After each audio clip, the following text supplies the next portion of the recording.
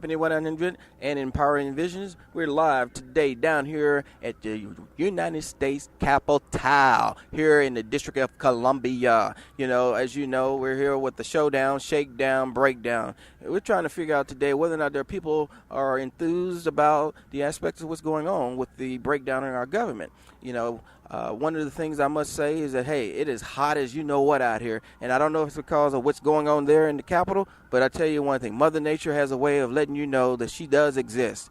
So today, I wanted to say one thing is that the Capitol is a landmark here. It is a benchmark of where our government prevails to function and to provide legislation, policies, and basically the foundation for governing our homeland. So, but the days have been totally in disarray, as you know. There's no decisions on anything that's going to happen in terms of whether or not we're going to have a budget, we're going to have a debt ceiling, or we're going to even have a resolution to whether or not people are going to be able to come back to work. You know, and this is becoming, you know, the worst nightmare of nightmares. You know, less than 30, 20, maybe few days we'll have Halloween. So as you can see, trick or treat is here now. And just to let you know, on the other side of the Capitol is the Washington Monument, and it's under construction and going through renovation because of the earthquake that took place several months back. But you know, the operation here in Washington is pretty much at a standstill in terms of, you know, the federal workforce. So keeping it real, keeping it live, keeping it 100. We're here to empower you with Empowering Visions. Hope you all stay tuned. We're going to be here, give you an inside scoop on what's going on here down in the heartbeat of our government. So don't you move. Be right back. And we're here to see what's going on down here on the Franklin Square. See how the food caterers are handling the shutdown, breakdown here without all the wonderful joys of having government workers come and share their lovely proceeds from being an employee.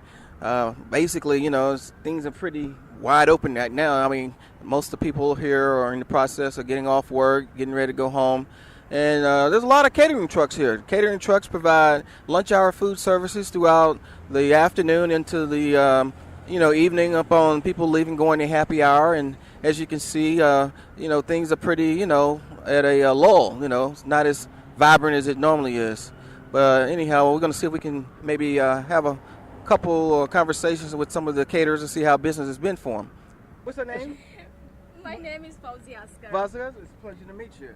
Me too. We're just here to interview some of the local business and caterers to see how things are going for them with the, you know, the shutdown. You know, just to get a feel for how you all feel about the situation, because, you know, it's hurting everybody.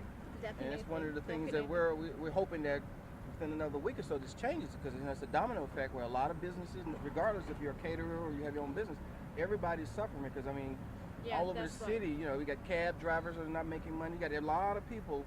So a lot of people are going outside the city, you know, and everybody is shut down. Government department is shut down. There's no business.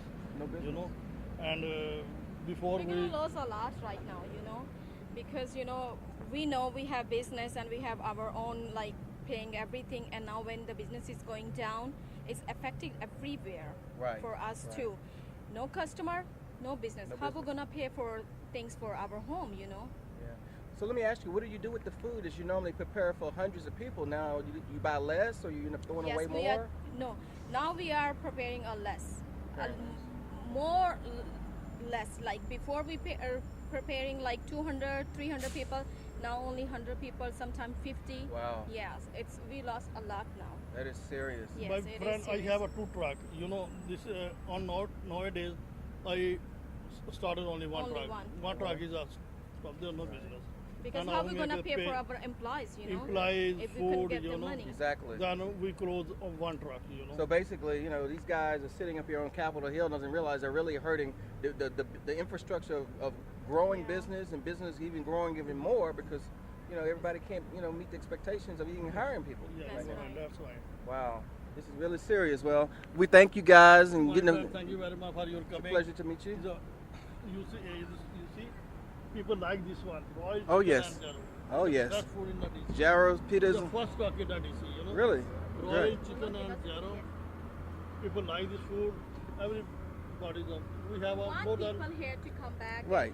We can grow up our business. more you than know. 150 people, 150 people we take that daily. Right. Yeah. Well, People like this one. I know The they best do. food in DC. that's good. And Hilal, you see, Halal. very cheap. Right. Hilal food, fresh. Hilal and Yes, fresh. definitely. Everywhere is going to be affected. You know, definitely. When we have 2 trucks now, we have only working Right. 1 truck because we cannot be afford every Yeah. employees for their money.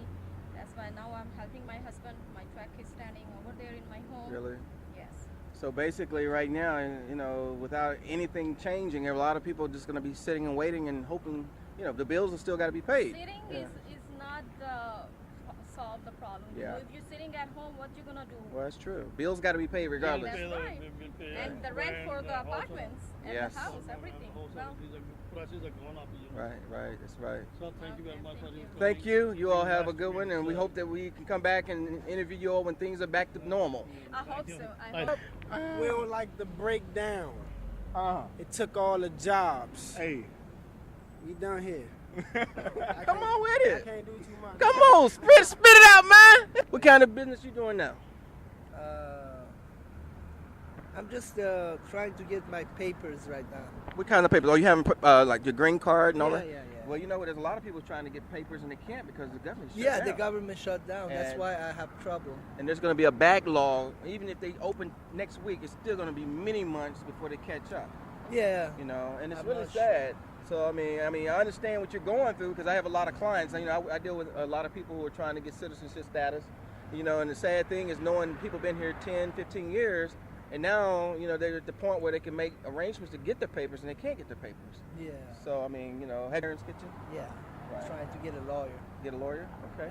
Well, you know, sometimes you can always use it. They have service programs. I mean, Yeah, that's what I'm gonna go. Okay.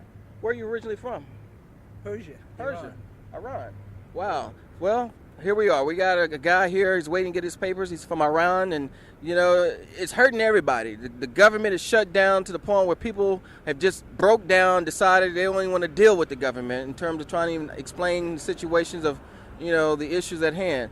But I thank you for your time, and we're You're looking welcome, forward to hoping you become a full American citizen one day. Thank you. You're very welcome. Thank you.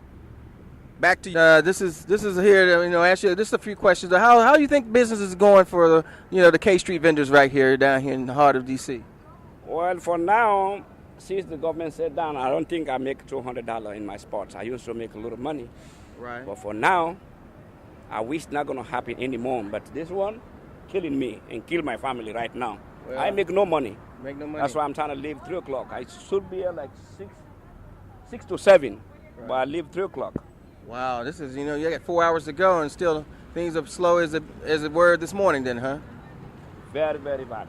I don't know how to explain about it. Very, very bad. I make no money. Okay. Well, it's amazing, you know, different people have different perspective of what's going on down here at DC in the shutdown, and it's very sad to know that a lot of vendors, the local vendors here in the District of Columbia are suffering because, you know, these guys on Capitol Hill can't make their mind up.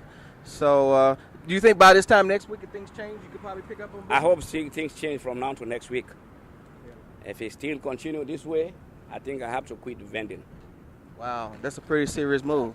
Well, anyway, keeping it live, keeping it real. We're going to keep walking down and see where else we can find out what's going on with the DC vendors. Thank you.